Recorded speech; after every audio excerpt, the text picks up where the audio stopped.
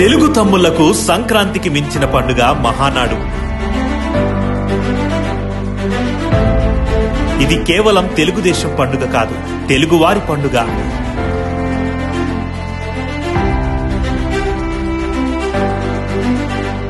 ఏడాదికోసారి వచ్చే సంక్రాంతి వేడుకలను 3 రోజుల పాటు అత్యంత ఘనంగా ఎలా నిర్వహించుకుంటామో అన్నగారు స్వర్గీయ నందమూరి తారక రామారావు గారి జన్మదినాన్ని పురస్కరించుకొని మహానాడు వేడుకను అంత ఘనంగా జరుపుకుంటారు తెలుగువారు. 1983 ఎన్నికల్లో తెలుగుదేశం పార్టీ ఘన విజయం సాధించిన తర్వాత మే 26, 27, 28 తేదీల్లో గుంటూరులో తొలిసారిగా మహానాడు వేడుకను నిర్వహించారు. ఈ వేడుకలకు బాబు జగ్జీవన్ రామ్, ఎంజి రామచంద్రన్, ఫరూక్ అబ్దుల్లా, ఎల్కే అద్వానీ, అటల్ బిహారీ వాజ్పేయి, మేనకా గాంధీ లాంటి అతిరథ మహారథులు విచ్చేయడం యావత్ దేశం దృష్టిని ఆకర్షించింది. దేశవ్యాప్తంగా అనేక పార్టీలకు చెందిన ప్రధాన నాయకుల్ని ఒక చోటుకు చేర్చి దేశంలో ప్రతిపక్షాన్ని బలోపేతం చేయడంలో మహానాడు కీలక పాత్ర పోషించింది. మహానాడు అనే పేరు తెలుగుదేశం కార్యక్రమాల్లో తప్ప వాడుక భాషలో మనకెక్కడా వినిపించదు. ఈ పేరును స్వర్గీయ ఎన్టీ రామారావు గారు సృష్టించారు. మహా అంటే అతిపెద్ద అని అర్థం, నాడు అంటే రోజు అని అర్థం. తెలుగు వారందరినీ ఏకం చేసే అతిపెద్ద రోజుగా మహానాడు నామకరణం జరిగింది.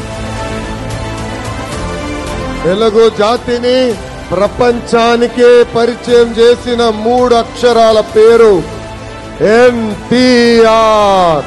ప్రజల కన్నీరు చెరిపింది ఎన్టీఆర్. ఢిల్లీకి తెలుగోడి పవర్ చూపించింది ఎన్టీఆర్. బీసీలు, ఎస్సీలు, ఎస్టీలు, మైనారిటీలకి రాజకీయ ఆర్థిక స్వాతంత్రం కల్పించింది ఎన్టీఆర్.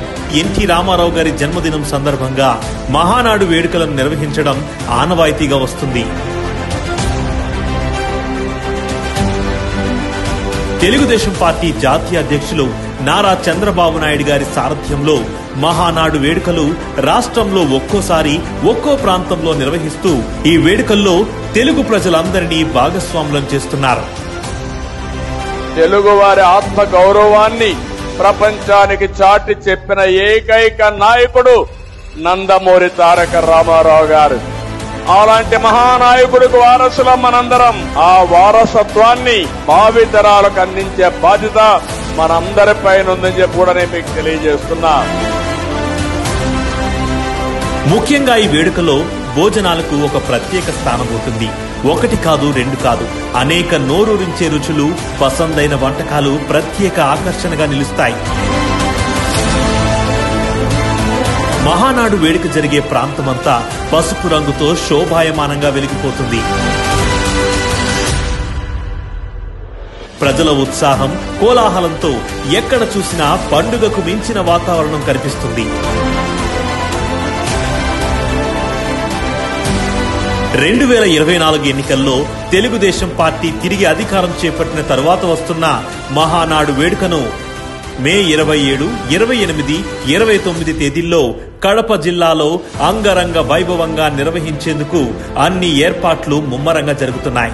మహానాడు అంటే కేవలం అన్నగారి జన్మదినం మాత్రమే కాదు, 5 కోట్ల మంది ఆంధ్రుల ఆత్మగౌరవం, ప్రపంచం మొత్తం తిరిగి చూసే గొప్ప వైభవం.